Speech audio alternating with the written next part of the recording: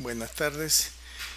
Eh, que le hable es el doctor Eduardo Tataje Díaz. Soy médico jefe del Servicio de Medicina Materno-Fetal del Hospital Rebagliati. El tema que vamos a revisar el día de hoy es un tema muy apasionante, es el sufrimiento fetal. Creo que es una de las entidades muy frecuentes y muy de toma de decisiones oportunas en la especialidad de obstetricia.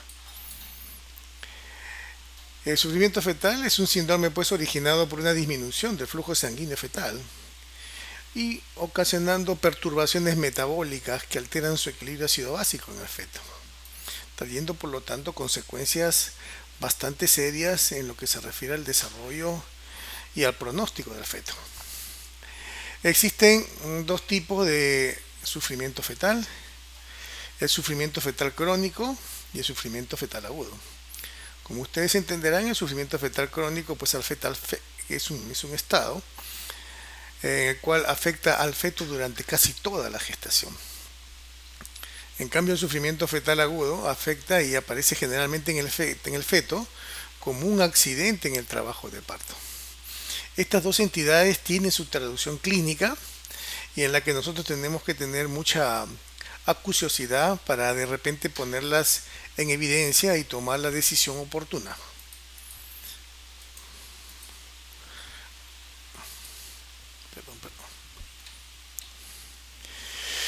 El sufrimiento fetal representa el 15% se presenta generalmente en el 15% de las gestantes y por lo tanto conllevan a un aumento del amor y mortalidad perinatal. El diagnóstico, digamos, inoportuno hace que nosotros condicionemos a que en el feto se produzcan lesiones neurológicas irreversibles, ¿no? Y lo que más nos indica definitivamente que si ha habido compromiso de sufrimiento fetal para nosotros es el Apgar a los 5 minutos. Lo que quiere decir que si hay un buen Apgar adecuado a los 5 minutos, esto indica que no ha habido asfixia durante el parto. ¿Cuál es la etiología del sufrimiento fetal? La etiología del sufrimiento fetal generalmente está en relación con el menor flujo de oxígeno. Es decir, la hipoxia, que es la baja, el pasaje o falta parcial de oxígeno en la placenta, va a condicionar problemas de acidosis respiratorias. Esto va a condicionar, por lo tanto, asfixias fetales y que se van a traducir como acidosis metabólica, aumenta la presión arterial del feto y comienzan a aparecer lo que llamamos desaceleraciones de la frecuencia cardíaca fetal, que es lo que generalmente o clínicamente nosotros nos vamos a tener en consideración para la parte clínica y tomar o hacer el diagnóstico oportuno y adecuado de sufrimiento fetal.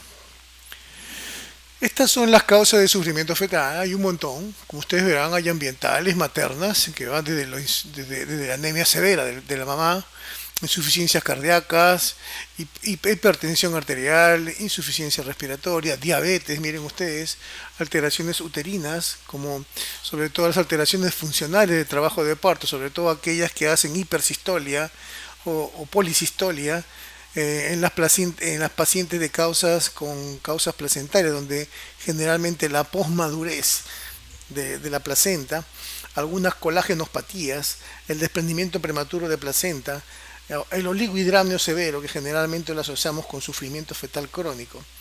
Las causas umbilicales, la presencia de torsión exagerada de los vasos, los nudos reales, muy frecuentemente notorio en los embarazos monocoriónicos, monoamnióticos y el oligohidramnio severo. Las causas fetales generalmente son postnatales, como los signos de posmadurez y prematuridad, signos de enfermedad hemolítica, hemorragia cerebral y algunas iatrogénicas que también condicionan el sufrimiento fetal. Por ejemplo, el uso indebido de los diuréticos e hipotensores. Los diuréticos generalmente tienen sus indicaciones en la gestación. No debe condicionarse bajo ninguna razón la presencia del edema, igual sinónimo de uso de diuréticos, porque pueden condicionar problemas de hemoconcentración, hipotensión y sufrimiento fetal. El uso de la oxitocina debe ser bien controlado, sobre todo en las inducciones del parto. Cuando se realiza algún procedimiento invasivo como la cordocentesis, también cuando se pincha el cordón o de repente se forman algunos hematomas más o menos significativos durante el procedimiento, pueden solucionar y terminar en sufrimiento fetal y algunas exsanguíneas transfusiones. La fisiopatología, pues, generalmente en un 20-30% de las gestantes normales se puede hacer el diagnóstico en la etapa prenatal. Y estos patrones de la frecuencia cardíaca fetal, la cardíaca fetal es compatible con fetos con riesgo de ese sufrimiento fetal. O sea que si nosotros nos tomamos la molestia de hacer una cardiotocografía o de repente tener en consideración los patrones de la frecuencia cardíaca fetal, podemos nosotros poner en evidencia un buen porcentaje de fetos con riesgo de sufrimiento fetal, que va más o menos entre 20 a 30% de todas las gestantes normales. Del 8 al 15% de las secuelas neurológicas generalmente son secuelas debidas a asfixia intraparto. Estas asfixias intraparto tienen unas secuelas neurológicas bastante serias, sobre todo en prematuros. Miren ustedes lo que se ocasiona, generalmente parálisis facial, cuadriplegias espásticas, problemas motores, microcefalia, un bajo coeficiente intelectual y la presencia de algunas crisis convulsivas cuando nosotros no nos damos cuenta del diagnóstico de sufrimiento fetal y no pensamos que de repente ese feto puede tener estas secuelas neurológicas de las que le estoy conversando. La fisiopatología generalmente está en relación a la circulación útero-placentaria, ¿no? Miren ustedes cómo la arteria uterina trae una cantidad de sangre con altas concentraciones de oxígeno y bajas concentraciones de CO2. Pasan a través de la arteria uterina hacia la placenta y en el espacio intervelloso vemos que la presión de oxígeno está entre 40 milímetros de mercurio y la presión de oxígeno de 38 milímetros de mercurio. A expensas de estas concentraciones de oxígeno, el bebé va a llevar a cabo todas sus actividades, sobre todo durante el trabajo de parto. Después que pasa a la vena umbilical, pasa a través de la vena umbilical con una presión de oxígeno todavía alta, entre 30 y 35 milímetros de mercurio, y una presión de oxígeno de 40 milímetros de mercurio. Cuando ya es utilizada ya casi todo el oxígeno a través de la vena umbilical por el feto, regresa a través de la arteria umbilical con una presión de oxígeno bastante baja y con una presión de CO2 bastante alta, para luego completar el circuito útero-placentario a través de la vena umbilical con presiones de oxígeno bastante bajas y unas presiones de CO2 bastante altas. La fisiopatología. Miren ustedes, la fisiopatología es importante que tengamos en consideración cómo se suscita, cómo hay cambios de la presión en los diferentes estamentos cuando se suscita la contracción uterina. Miren ustedes durante el ANME de 60 milímetros de mercurio de una contracción, cómo altera casi toda la presión del líquido amniótico. Con una presión de 60 milímetros de mercurio condicionada por una contracción uterina, el líquido amniótico pasa de 10 milímetros de mercurio a 60 milímetros de mercurio. La arteria umbilical de 45 a 95. La vena umbilical de 25 a 75. Y así se altera absolutamente todo.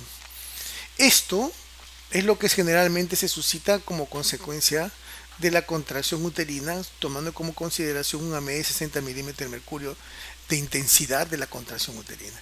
Pero lo que ustedes deben saber es que el débito materno, o sea, la circulación la circulación útero-placentaria está dada por la presión arterial de la arteria uterina y la presión intraamniótica. O sea, si hay presión arterial lo suficientemente alta como para que la presión intraamniótica no, no se manifieste más que la presión arterial, la circulación o el débito materno se va a dar. Por lo tanto, si la presión intraamniótica es mayor de 80 milímetros, se produce un paro circulatorio. Miren ustedes que producida la contracción uterina normalmente, después de producida la contracción uterina normalmente, 45 segundos después la presión de oxígeno cae. Y después de 2 a 5 minutos la presión de oxígeno se normaliza. Para que tengan una idea cómo se suscita este mecanismo de flujo y de la fisiopatología con respecto a las presiones de oxígeno en el espacio intervelloso cuando se presenta la contracción uterina. Por eso que nosotros tenemos que tener en consideración estos detalles para que cuando tengamos que tener un detalle sobre todo de la dinámica uterina, sepamos que cada 2 a 3 minutos después la presión de oxígeno se normaliza, lo que quiere decir que no debemos ocasionar o debemos estar pendientes de los cuadros de policistolia o de hipersistolia uterina. La fisiopatología La presión de oxígeno, miren ustedes cómo es necesaria para el metabolismo del feto. Fíjense que el 30% del oxígeno es necesario para el metabolismo placentario y el 70% para el metabolismo del feto. Normalmente en el espacio intervelloso hay una presión de oxígeno de 30 a 60 milímetros de mercurio. A esto se le llama reserva placentaria. Esta reserva placentaria en el espacio intervelloso y que dura más o menos de 60 a 90 segundos puede suscitarse cambios cuando comienza la contracción uterina. Cuando empieza la contracción uterina comienza a descender la presión del, del oxígeno de 30 y 60 milímetros de mercurio en el espacio intervelloso y lo reduce inclusive hasta un 50%, es decir, va a 15 a 30 milímetros de mercurio. Es decir, que si baja por menos de 30 o 20 milímetros de mercurio, que se considera el lumbar crítico, esta concentración de oxígeno que ha descendido tanto a expensas de la contracción uterina por deficiencia de oxígeno, actúa modificando la frecuencia cardíaca fetal. La hipoxia materna o la interrupción de la circulación uteroplacentaria lleva, por lo tanto, a un agotamiento de la reserva placentaria y luego a la hipoxia fetal 1 a 2 minutos después de producir el accidente. Por lo tanto, nosotros tenemos que tener en consideración esta fisiopatología para que nosotros tengamos conciencia exacta lo que significa el trabajo de parto y poder explicar más o menos qué es lo que se está suscitando con las presiones de oxígeno en el espacio intervelloso. La patogenia, miren, la disminución del aporte de oxígeno en los tejidos fetales conlleva una disminución del metabolismo de la glucosa que son necesarias para la bebé. Cuando ya persiste o se agrava la hipoxia, la célula deja de ser capaz de mantener los requerimientos básicos y la célula muere. Para aprovechar pues el oxígeno máximo disponible, el feto opta por dirigir su circulación a sus órganos vitales como el cerebro, corazón y glándulas suprarrenales. Esto es lo que nosotros llamamos centralización de flujo o redistribución hemodinámica. Cuando ya el feto tiene poca cantidad de oxígeno disponible en su cuerpo, él trata de siempre de preservar los órganos vitales. Entonces, ¿qué hace? Hace vasodilatación a nivel de los órganos vitales como es el cerebro, corazón y las glándulas suprarrenales.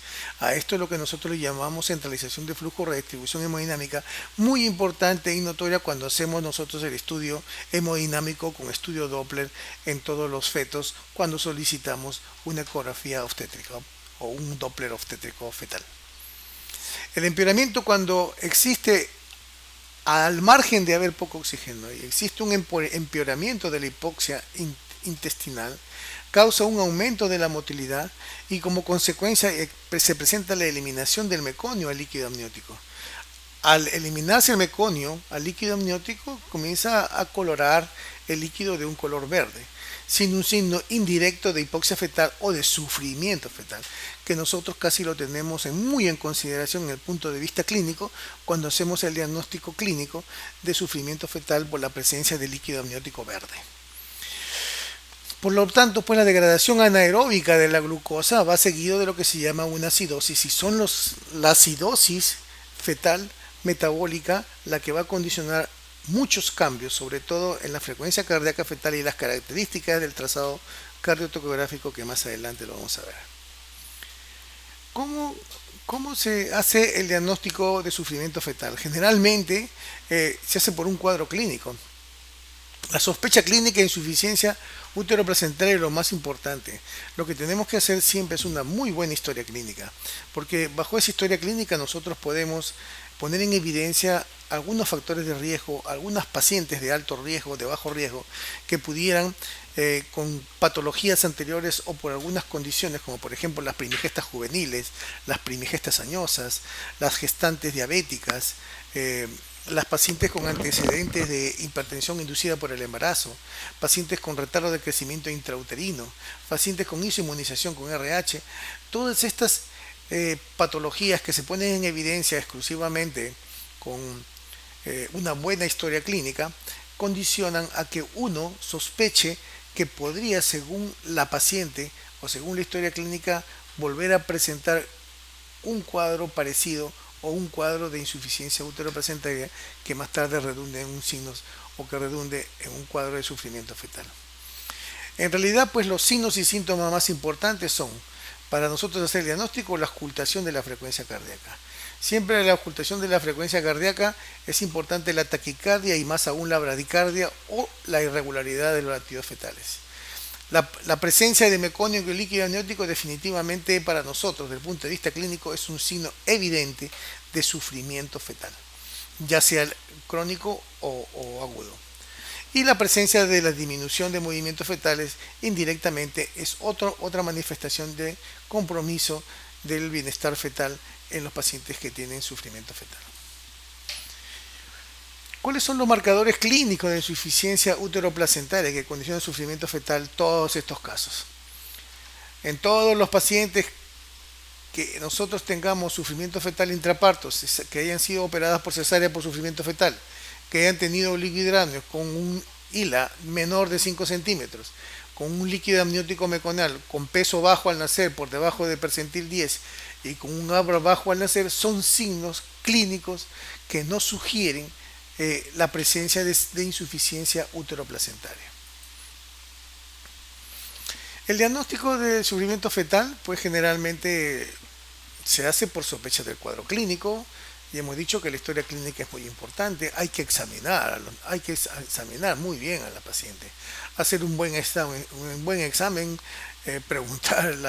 calcular exactamente la fecha probable de parto, hacer una buena historia clínica para determinar la fecha de la última regla.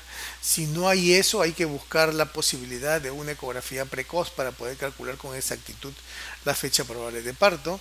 Hay que hacer un buen examen, hay que medir la altura uterina. La altura uterina, aunque parezca muy sencillo, pero la altura uterina es un hallazgo clínico importantísimo para que nosotros podamos determinar si el crecimiento fetal se está llevando a cabo, o pudiéramos estar frente a un macrosómico, o si pudiéramos estar frente a un retardo de crecimiento intrauterino.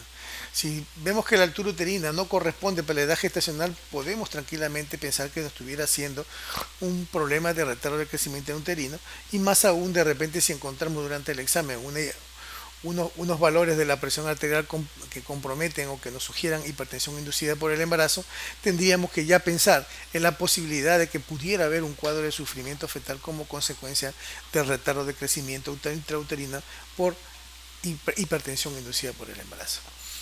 ¿Qué es lo que hacemos nosotros cuando tengamos que sospechar por un cuadro clínico? Tenemos que echar mano de las pruebas de bienestar fetal. La ecografía mediante el perfil biofísico ecográfico, el monitoreo electrónico fetal con las pruebas de test no estresante, el test estresante, la amnioscopía, este es un procedimiento microinvasivo, el Doppler obstétrico, que es uno de los procedimientos que han venido a revolucionar totalmente la obstetricia moderna, donde la toma de decisiones y la valoración de la hemodinamia fetal es tan importante que nosotros podemos tomar decisiones oportunas, sobre todo para evitar lo que ya hemos comentado acerca de las secuelas neurológicas que pueden conllevar el sufrimiento fetal. El movilograma, la determinación de los movimientos fetales, y también antes, por lo menos en nuestro hospital ya no se hace, pero antes se hacía el pH de cuero cabelludo, que tendría que ser por menos de 17.20, que esto implicaba un procedimiento netamente invasivo, en el cual generalmente se esperaba una fase activa del trabajo de parto, se procedía a la ruptura artificial de las membranas para luego hacer un pequeño corte con un micrótomo, con un pequeño bisturí y con un pequeño capilar de vidrio, sacar la muestra de oxígeno y ponerlo en una máquina para que nos determine el pH y poder decidir si el bebé estaba en acidosis o no, y cuando encontramos menos de 7.20, lo más probable es que el bebé estuviera comprometido o que hubiera alteración del equilibrio ácido básico. ¿Cómo pues está el estado de las pruebas en los cuadros de insuficiencia uteroplacentaria? Generalmente dice que hay relación unos marcadores maternos, porque se han hecho unos estudios de tipo cohorte prospectivo, en que en las pacientes con preeclampsia con insuficiencia uteroplacentaria generalmente se encuentran asociadas a niveles disminuidos de la somatomamotrofina y la glicoproteína 1 específica del embarazo. Esto es un estudio netamente estadístico que, bueno, no lo podemos corroborar porque nosotros no hacemos en nuestro hospital. Otra prueba de tamizaje sérico es en la mujer. Dicen que todas las pacientes que se hace un estudio sérico materno en mujeres con ecografías normales entre las 11 y 13 semanas y se encuentran niveles disminuidos de la proteína plasmática asociada a la placenta, menores de 0.35 miliosmoles por mililitro, también son pacientes que en algún momento va a estar asociado con insuficiencia uteroplacentaria. Y también cuando se hace dosajes de alfa-fetoproteína de la beta-HCG y son niveles altos, 2 mayor de 2 múltiplos de la mediana o mayor de 2.5 múltiplos de la mediana encontrados entre la semana 15 y 18, lo más probable es que la paciente nos haga problemas de insuficiencia uteroplacentaria. El sufrimiento fetal generalmente pues lo hacemos por estudio ecográfico. Generalmente hacemos la valoración del líquido amniótico, y si no hacemos la valoración del líquido amniótico del pozo, que generalmente está entre 20 y 80 milímetros, y el lila, que generalmente está entre 50 y 230 milímetros, es para nosotros un hallazgo o un signo que nos ayuda a sospechar de compromiso fetal. El perfil biofísico ecográfico es una prueba de bienestar fetal que se realiza en los fetos con sospecha de sufrimiento fetal, que se realiza durante 30 minutos y sobre todo en fetos que tengan mayor de 32 semanas de gestación. Y se valoran unas actividades biofísicas como el test no estresante, los movimientos respiratorios, los movimientos corporales, el líquido amniótico, sobre todo el pozo, que ya lo sabemos que es de 20 a 80, y el tono fetal. A cada uno le damos un puntaje de 2 puntos. Y si el puntaje o el score varía entre 8 y 10, nosotros hablamos que tiene un perfil biofísico ecográfico que nos indica un buen estado de salud fetal. Pero si realizado el score nos da un puntaje de 6 o menos, nosotros hablamos que estamos frente a un perfil biofísico ecográfico patológico. Otros hallazgos importantes o que tienen cierta asociación es hallazgos ecográficos buscando la morfología placentaria. Se ha visto que a veces cuando existe una morfología placentaria normal, dice que se asocia con malos resultados perinatales. Y se considera pues anormal la placenta tanto por su forma, por su textura o ambas. Dicen que el grosor placentario es cuando es anormal entre las 3, 11 y 13 semanas, mayor o igual a 29 milímetros, se asocia con malos resultados perinatales o con insuficiencia placentaria. Cuando se realiza una ecografía y el grosor placentario entre la 18 y la 23 es mayor o igual a 40 milímetros, también dice que tiene cierta asociación con insuficiencia uteroplacentaria. Otra parte es la longitud placentaria. La longitud placentaria, que generalmente se mide entre las 11 y 13 semanas, si es menor o igual a 50 milímetros, generalmente se asocia con signos de insuficiencia uteroplacentaria. Y si la misma longitud placentaria la medimos entre la 18 y la 23 y nos sale que es menor o igual a 100 milímetros, generalmente también se tiene cierta asociación con malos resultados perinatales con respecto a insuficiencia uteroplacentaria. El sufrimiento fetal, determinado por el monitoreo electrónico fetal, nosotros generalmente utilizamos un puntaje, un score, generalmente para hacer el diagnóstico o la valoración cardiotocográfica. Y cuando tenemos una cardiotocografía con un puntaje entre 8 y 10, hablamos que la reserva respiratoria fetoplacentaria es normal. Y cuando hacemos una cardiotocografía con un puntaje de 7 o menos, hablamos que la reserva respiratoria fetoplacentaria es patológica. ¿Qué cosa es la reserva respiratoria fetoplacentaria? Es la capacidad que tiene la placenta de proporcionar oxígeno al feto y cómo se comporta el feto con la concentración de oxígeno normal o la que tiene en el espacio intervelloso fetal. Eso es lo que valoramos generalmente con el monitoreo electrónico fetal. El test estresante, generalmente nosotros estamos pendientes de la presencia de DIP2 o desaceleraciones tardías, o alguna presencia de DIP3, o sea, desaceleraciones variables severas, es decir, aquellas desaceleraciones profundas con 80 o 70 latidos por minuto y que se mantiene durante más de 1, 2 o 3 minutos, que también están en relación con signos o con problemas que nos condicionan un sufrimiento fetal. Este es el test de Dexius, que es lo que utilizamos para la valoración del score anterior. Ven ustedes, acá el test no estresante, hablamos de puntaje 8 y 10 y cardiotocografía. Nosotros tenemos, eh, después de realizar el estudio cardiotocográfico o tenemos el trazado cardiotocográfico de la frecuencia cardíaca fetal por lo menos 30 minutos, comenzamos a aplicar este test de Dexius, que es lo que nosotros hacemos, que son 5 parámetros que lo tenemos ya bastante marcados, que es la frecuencia cardíaca fetal, la fluctuación de la línea de base, los movimientos fetales, la reactividad de la frecuencia cardíaca con el movimiento y la presencia de desaceleraciones, y a cada uno se le da un score de 0, 1 y 2. Y cuando hacemos la lectura tomamos en consideración esto, la frecuencia cardíaca, la fluctuación, la cinética y la reactividad de las aceleraciones, y luego hacemos el score total y nos sale 8 a 10. Si nos sale 8 a 10, pues estamos frente a una reserva respiratoria de efecto placentaria normal. Y si es 7 o menos, generalmente estamos a una reserva respiratoria patológica o probablemente sufrimiento fetal. ¿Qué hay acerca del estado de las pruebas en cuanto se refiere a la cardiotocografía o al monitoreo electrónico fetal? Dice ser que el monitoreo cardiotocográfico de las 24 horas continuas es mejor y se detecta mejor la insuficiencia uteroplacentaria comparado con el test no estresante de los 30 minutos. En comparación con los embarazos normales, los casos de insuficiencia uteroplacentaria generalmente se asocian con una reducción significativa del número de aceleraciones con el movimiento fetal o aceleraciones en combinación con una variabilidad ondulatoria delgada y bien corta. Los aumentos significan otros trazados importantes que nos asocian con insuficiencia uteroplacentaria es el aumento significativo de la taquicardia y sobre todo la presencia de bradicardias fetales.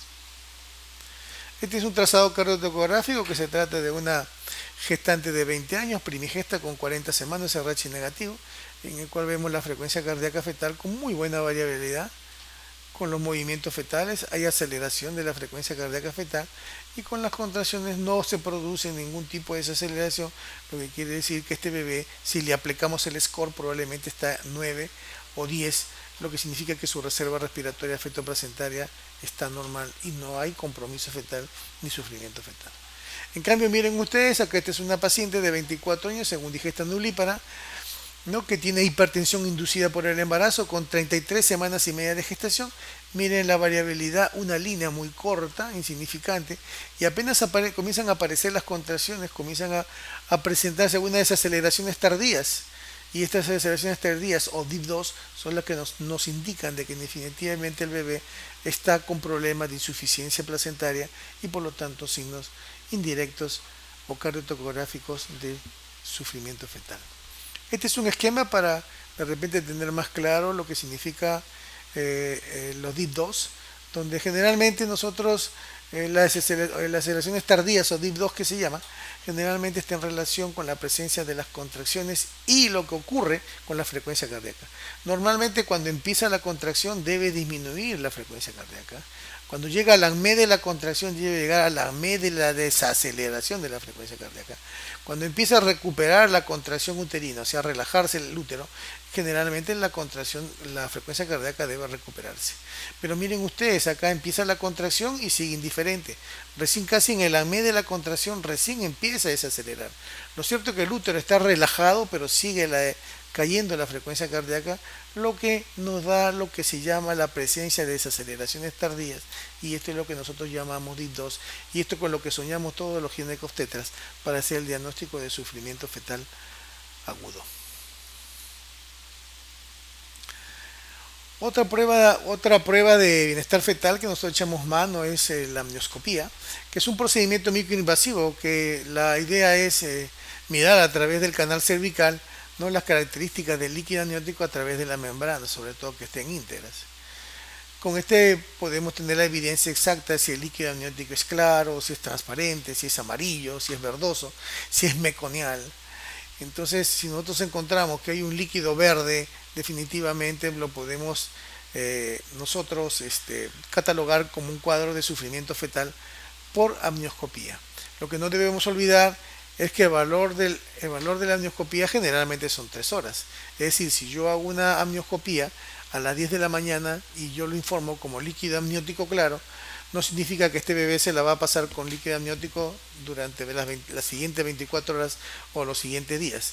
Usted puede asegurar que por los efectos fisiológicos de que el recambio total de líquido amniótico se suscitan durante 3 horas, generalmente este es el valor porque es el tiempo que normalmente se toma el feto el recambiar totalmente el líquido amniótico.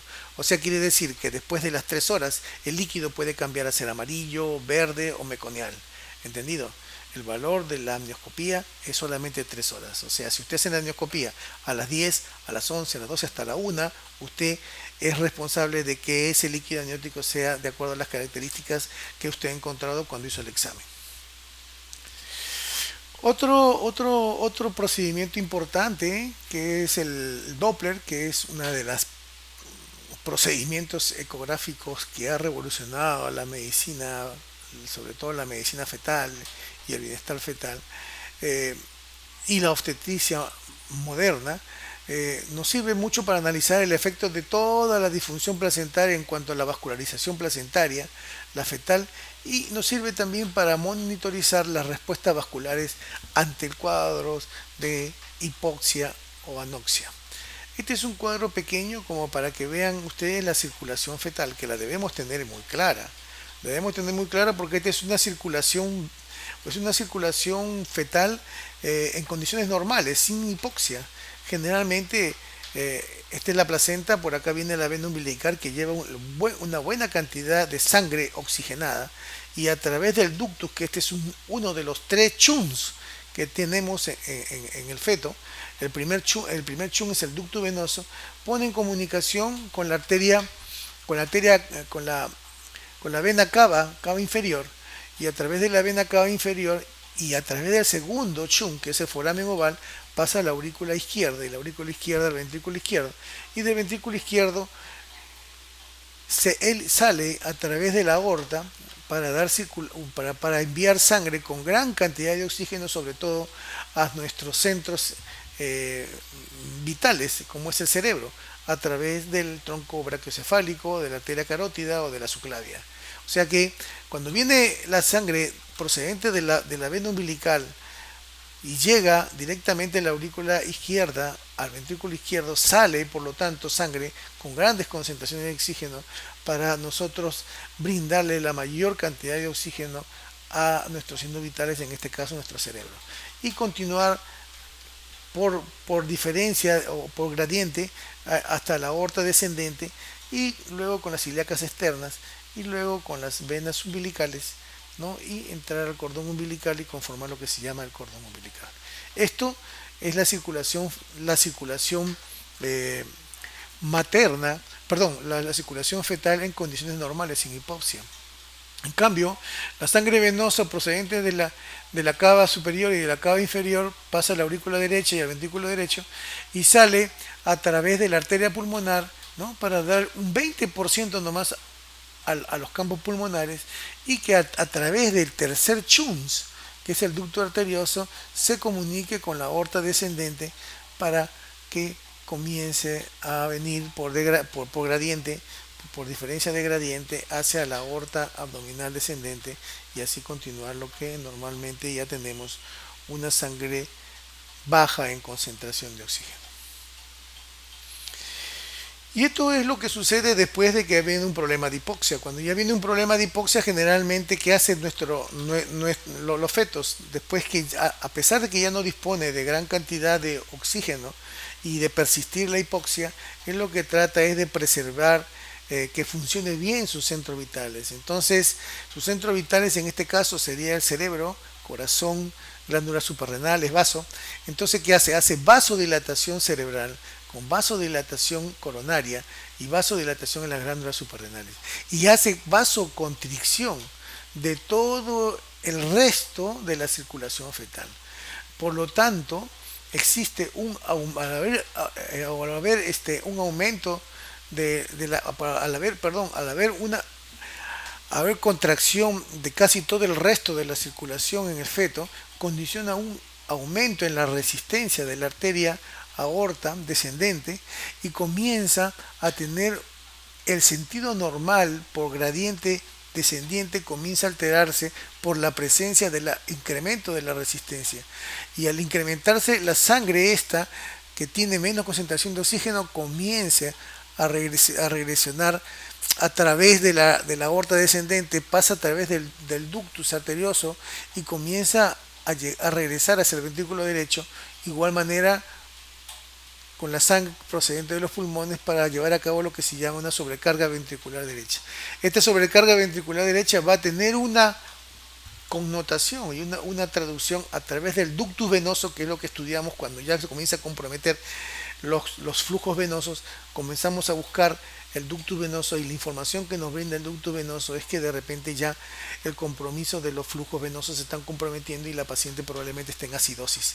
Y si seguimos, si el feto continúa comprometiendo y nosotros comenzamos a buscar el ductus venoso y en el ductus venoso nos da una información de que hay acidosis, hay compromiso de los flujos venosos y de persistir la hipoxia y no le tomamos la importancia, no extraemos al feto, lo más probable es que comience a aparecer lo que se llama pulsatibilidad de la vena umbilical, que esto ya, la presencia de este signo de pulsatibilidad de la vena umbilical son signos de ominosidad, o sea, un óbito fetal casi seguro por compromiso del bebé o de la hipoxia que ha persistido y que no le hemos dado importancia. Por eso en el Doppler nosotros debemos estudiar las arterias uterinas, las arterias umbilicales, la arteria cerebral media, el ducto venoso y la vena umbilical. Entonces en el Doppler obstétrico, ¿qué nosotros hacemos? Nosotros hemos llegado a la conclusión que el mayor porcentaje de los problemas que tenemos generalmente es hipertensión inducida por el embarazo y el crecimiento intrauterino restringido o el retardo de crecimiento.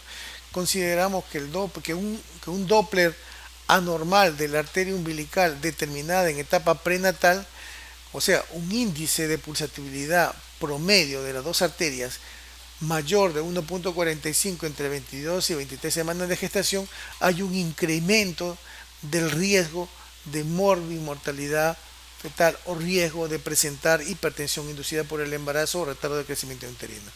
De igual manera, un Doppler anormal de la arteria umbilical con disminución de la velocidad del flujo al final de la diástole, o sea, un aumento de la resistencia del índice de pulsatibilidad o de la resistencia, también es uno de los primeros eventos que se suscita cuando nosotros tengamos un cuadro de hipoxia, y en este incremento de la resistencia de la arteria umbilical o el incremento de la índice de pulsatibilidad es un signo inicial del compromiso de la hemodinámica fetal.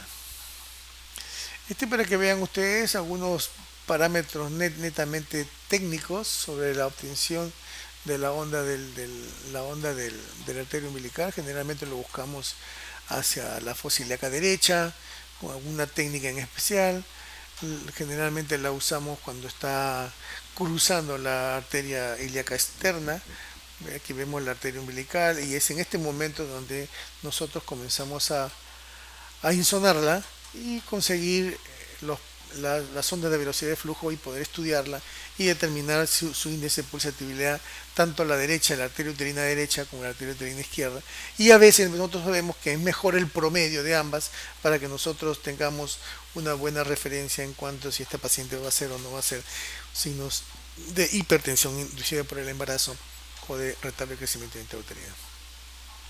Por lo tanto, pues la circulación uteroplacentaria a través de la arteria uterina, el 80% del riego sanguíneo uterino proviene generalmente de las arterias uterinas. O sea, la arteria uterina es una rama de la interna. El útero, generalmente la arteria uterina entra por la parte lateral muy cercana al orificio interno, ¿no? Y generalmente se divide en ramas de la arteria uterina corporal y cervical, ¿no? Ahí la ven. Esto para que vean cuál es la forma de la onda de velocidad de flujo de la arteria uterina, pero este es en la primera mitad de la gestación, es decir, hasta las 20-24 semanas de gestación, donde vemos una sístole y una diástole y una muesquita acá empezando la diástole, se llama incisión protodiastólica, también le conocemos como notch, N-O-T-Ch, notch. Generalmente al inicio pensábamos que la presencia del notch o el tamaño del notch nos indicaba de que había mucha resistencia en el vaso sanguíneo y esto nos podría dar la idea de que el paciente podría ser con más facilidad cuando tenía presencia de NOsh de hipertensión inducida por el embarazo. Pero se ha determinado que este NOsh debe desaparecer más o menos entre la semana 24 o 26, dicen otras. Y miren más o menos ustedes la onda de velocidad de flujo de la misma greatorina por la segunda mitad del embarazo, como el NOsh ya desaparece, ya no hay NOsh. Esto es el curso normal en una gestante después de la semana 24 o 26, en la que ya no se aprecia la presencia de NOsh. Antes pensábamos que la presencia del NOsh nos podía ser muy importante para la valoración si había probabilidad de que haga preeclampsia la paciente o no. Hoy en día pensamos o ya se ha determinado que el índice de pulsatibilidad es mucho mejor, promedio del índice de pulsatibilidad es mucho mejor que la presencia de NOsh para estos casos. Por lo tanto, pues el screening de la onda de la velocidad de flujo de la arteria uterina, la aplicación del Doppler en la arteria uterina se ha utilizado actualmente como un modo de screening para seleccionar pacientes de alto riesgo para producir preeclampsia o generalmente restricción de crecimiento. En la onda de velocidad de flujo de la arteria uterina mayor de las 26 semanas, generalmente el índice de resistencia es elevado. Si hay un índice de resistencia elevado y hay persistencia del NOsh por encima de la semana 26, nosotros decimos que hay factores de riesgo que pueden hacer que esta paciente tenga un valor predictivo positivo alto para que haga preeclampsia y restricción de crecimiento intrauterino. Lo importante es que a veces esta metodología puede variar siempre y cuando tomemos en consideración a la población que es sometida al screening o a la población estudiada. Es decir, varía si nosotros hacemos un screening en pacientes de alto riesgo o de bajo riesgo para determinar la probabilidad de crecimiento intrauterino restringido o de preeclampsia. Lo que sí se acepta actualmente, en la actualidad, que la edad óptima para hacer este screening es entre las 20 y las 24 semanas. Parece ser que la sensibilidad está generalmente mayor a expensas de los falsos positivos. El índice, es decir, la presencia del NOsh o cuantificar el NOsh no nos brinda mayor efectividad y mejor correlación. Parece ser que no tiene importancia, es decir, el tamaño del NOsh para cuánto se refiere al valor de la prueba. El índice de pulsatibilidad sigue siendo el mejor. ¿Por qué? Porque es mejor reproducible, es más objetivo, es el más efectivo y tiene mejor correlación con la presencia de HIE y restricción de crecimiento intrauterino. La identificación de la mayoría de las complicaciones placentarias son severas y precoces. Esta prueba de screening generalmente tiene una sensibilidad de 80%, una especificidad de 80%, con valores predictivos positivos de 30-60% y valor predictivo negativo de 99%. Quiere decir que si yo encuentro un Doppler normal, tiene la posibilidad hasta de un 98% que no tendrá complicaciones durante la gestación esta paciente. El Doppler obstétrico, como ustedes sabrán, generalmente no solamente implica a la arteria uterina, también implica de la arteria cerebral media, que generalmente aquí la vemos. Es una arteria generalmente de alta resistencia porque tiene una diástole bastante corta, ¿no? Y es lo normal. Y se hace también el Doppler de la arteria umbilical, que generalmente son arterias de baja resistencia porque tienen una diástole amplia. Pero si nosotros lo tomamos en consideración el Doppler obstétrico, para nosotros es importante el índice cerebral placentario. Si nosotros dividimos el índice de resistencia de la cerebral media sobre el índice de resistencia de la arteria umbilical y nos da mayor de 1, significa que la situación hemodinámica del feto está conservada y que no hay problema de sufrimiento fetal. El tratamiento depende generalmente de la situación, el sufrimiento fetal depende de la situación clínica y algunas condiciones obstétricas. Se ha intentado lo que se llama la reanimación fetal intraútero. La reanimación fetal intraútero generalmente se hace en el momento del trabajo de parto. Lo que se debe de hacer, que es fundamental, es la presencia de los tocolíticos, usar tocolíticos y la oxigenoterapia en la mamá. Se puede también intentar la presencia de cúbito lateral izquierdo de la paciente. Se puede intentar la hidratación. Generalmente la hidratación en bolo es importante porque mejora, va mucho más con respecto a lo revisado, según las evidencias, con solución salina y con lactato de Ringer. La oxigenoterapia intermitente se dice que debe ser intermitente porque después de colocada el oxígeno con una máscara a la mamá, la concentración de oxígeno comienza a incrementarse al minuto y sigue incrementándose inclusive hasta los 5 minutos posteriores, para después inmediatamente decaer hasta por niveles inferiores del inicio. Esto nos da una idea de que para nosotros es importante mejor hacer una oxigenoterapia intermitente, es decir, cada hora. La presencia, la, pero esto no ha condicionado, la oxigenoterapia no ha condicionado de que disminuya la glucosa o que de repente aumenta la bilirrubina en los niños o que de repente haya signos de mayor o de menor acidosis en el feto.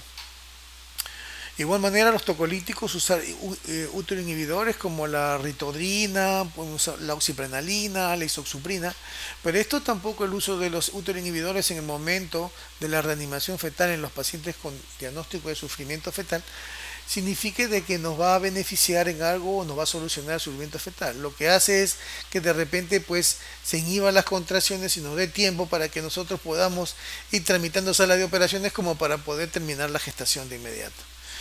Pero consideramos que la reanimación fetal intraútero se debería de realizar o se debería intentar en todos los fetos antes de sacarlos. Si existiera un parto vaginal intraoperatorio, o sea, un parto inminente, deberíamos recurrir a la instrumentación del parto, es decir, la presencia de un forceps o un vacuum. Pero cuando nosotros decidimos por la cesárea, generalmente debe decidirse cuando de repente los signos de reanimación intrauterina ya son insatisfactorios. Y esto es una de las consideraciones que deberíamos tener en cuenta siempre. Miren ustedes que anoxia significa ausencia total del oxígeno. Un episodio anóxico de 8 minutos no va a producir daño cerebral fetal. Pero un episodio más de 10 minutos en el feto va a provocar daño anatomopatológico. Pero asimismo un episodio anóxico de 25 a 30 minutos el feto no va a sobrevivir. En cambio, en la hipoxia, que viene a ser la ausencia parcial de oxígeno, un episodio hipóxico de 1 a 3 horas provocará invariablemente daño cerebral. Un episodio hipóxico de 3 a 5 horas va a inducir a la muerte al feto. Por lo tanto, la acción para evitar daño se deberá tomar antes de 1 a 3 horas. Si se decide por la cesárea, se cree o creemos que el lapso entre la decisión y la incisión, es decir, de que inicie la intervención quirúrgica, debe ser menor a 30 minutos, ya que el sufrimiento fetal para el feto representa un estado de shock. Muchas gracias.